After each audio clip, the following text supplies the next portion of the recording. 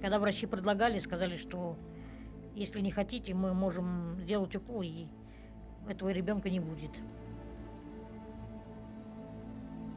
Но отец, он не сделал этого, он посмотрел и сказал, что я заберу его.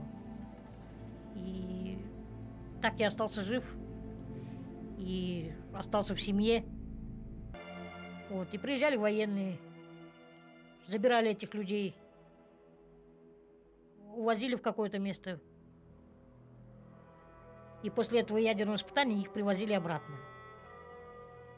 Когда они приезжали, забирали этих людей, они были в противогазах,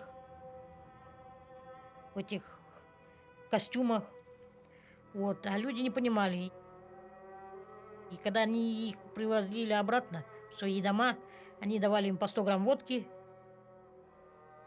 типа, что это помогает от радиации. И когда люди возвращались в свои дома, они видели, что в домах у них все передохли, все курицы, весь домашняя птица вся была, валялась, дохла по улице. И собаки ходили полудохлые, с них сошла вся шерсть.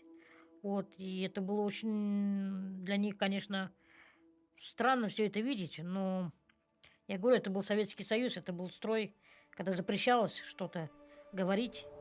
Конечно, я думаю, что моя миссия на этой земле – это добиться того, чтобы я, наверное, стал одним из последних жертв в истории всех ядерных испытаний.